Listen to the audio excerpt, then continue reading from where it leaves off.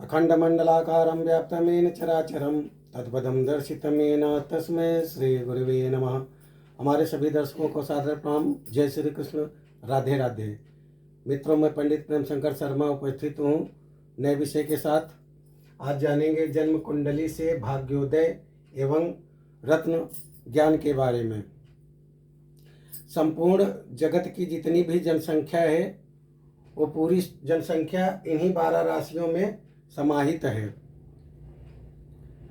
यानी कहने का तात्पर्य, संपूर्ण जगत की जो भी जनसंख्या है उन 12 राशियों में ही सब सम्मिलित हैं। सबका भाग्य इन्हीं के अंतर्गत आधारित है। और कहा गया है कि यदि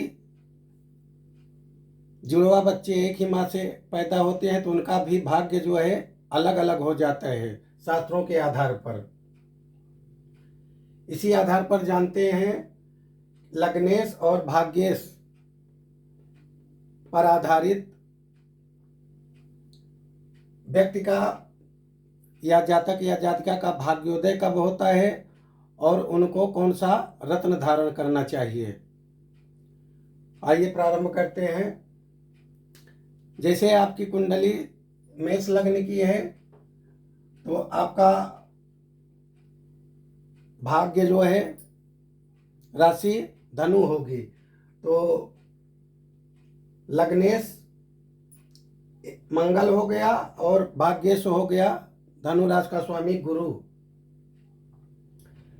इनको जो है मूंगा और पुखराज पहनना चाहिए रत्न। इनका भाग्योदय होता है 16वें वर्ष में और पूर्ण भाग्योदय होता है 28वें वर्ष में। जिनकी मेष राशि या मेष लग्न की कुंडली है। और दूसरी राशि वृषभ जिनकी है उनका भाग्य भाव में मकर राशि आएगी। मकर राशि का स्वामी शनि हो गया और दूसरी राशि वृषभ का स्वामी शुक्र हो गया। तो लग्नेश शुक्र और भाग्येश शनि होने से जातक को हीरा और नीलम रत्न धारण करने के लिए कहा गया है। इनका भाग्योदय 25वें वर्ष में होता है और पूर्ण भाग्योदय 36वें वर्ष में। यदि आपकी कुंडली में लग्नेश यानी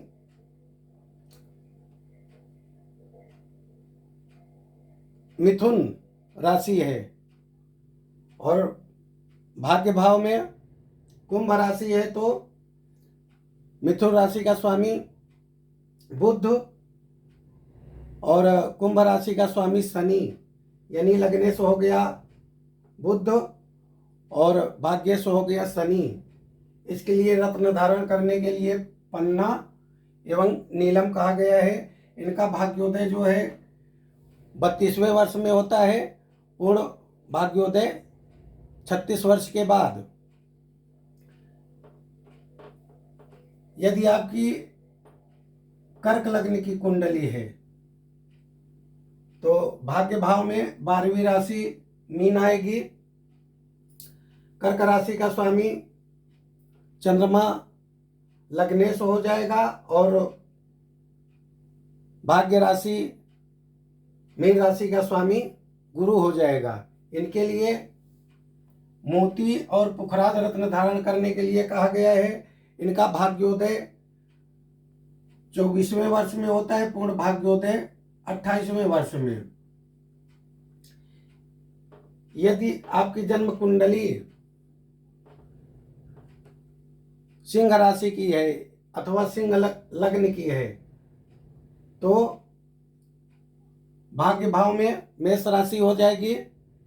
सिंह राशि का स्वामी सूर्य, मेष राशि का स्वामी मंगल, जिसका रत्न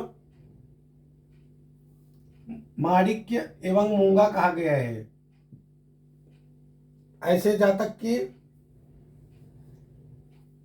भाग्योदय जो है 22वें वर्ष में होता है और पूर्ण भाग्योदय 28वें वर्ष में। यदि आपकी लग्न कुंडली कन्या राशि की है,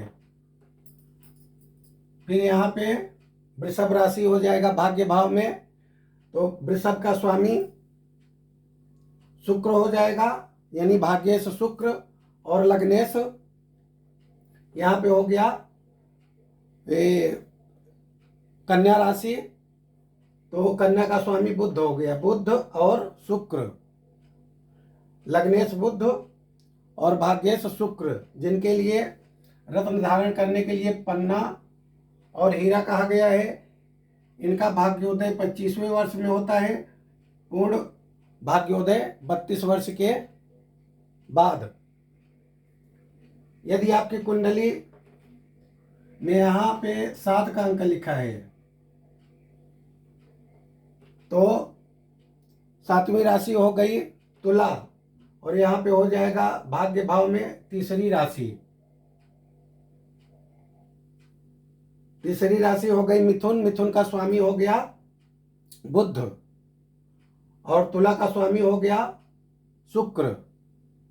तो शुक्र और बुध के लिए हीरा एवं पन्ना रत्न धारण करने के लिए कहा गया है। इनका भाग्योदय होता है 25वें वर्ष में, पूर्ण भाग्योदय 32 वर्ष के बाद।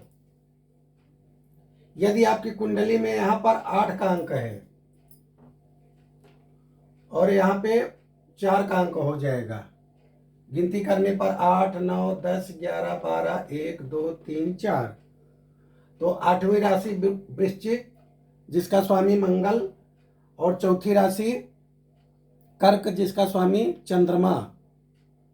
तो मंगल और चंद्रमा के लिए मूंगा और मोती रत्न धारण करने के लिए कहा गया है।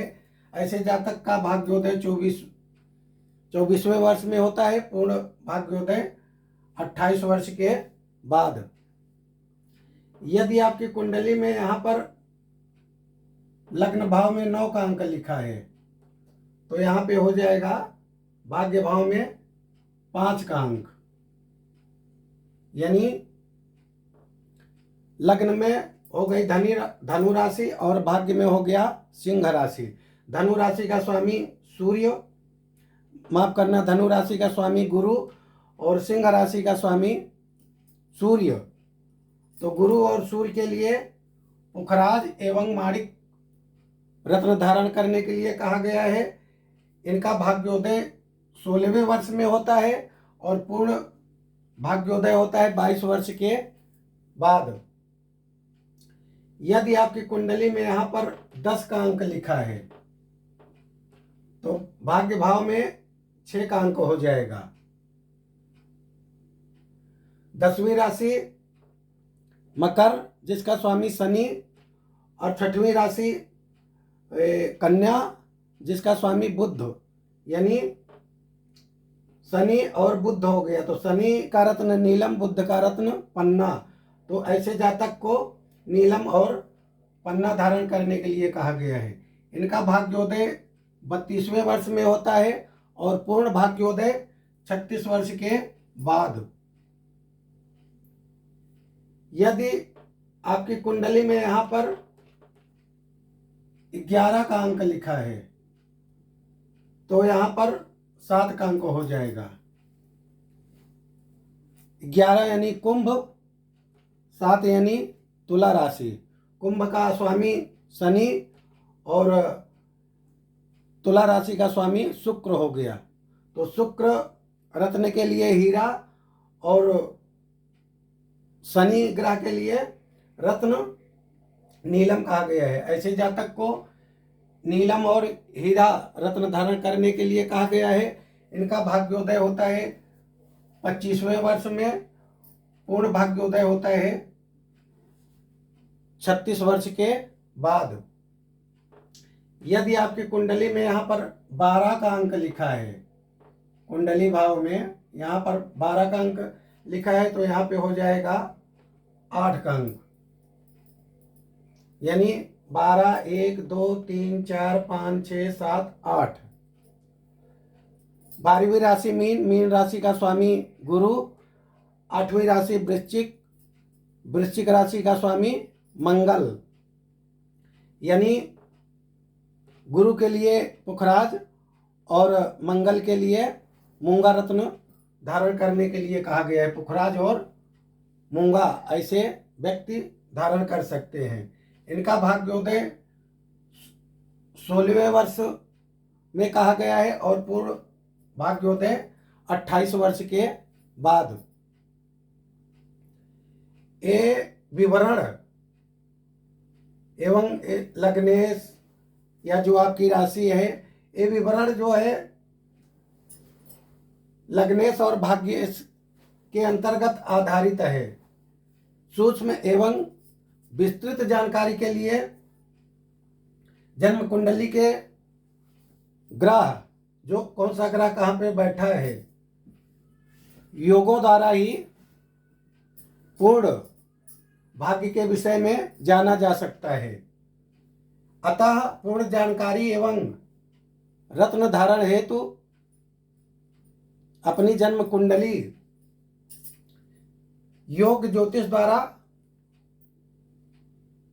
दिखाकर उनसे परामर्श लेकर ही रत्नों का जो है उपयोग करें। क्योंकि जन्म कुंडली में कुल 9 ग्रह, कौन सा ग्रह किस भाव में बैठा है और क्या फल देगा, कौन सा बलि होकर बैठा है और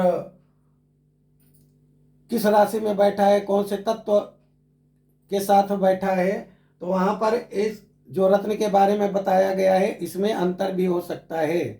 यानी फिर कुंडली में जो ग्रह कमजोर है उसका रत्न धारण करना पड़ेगा। इसलिए रत्न धारण करने से पहले जो है अपनी कुंडली किसी ज्योतिष को दिखाकर ही कोई रत्न धारण करें।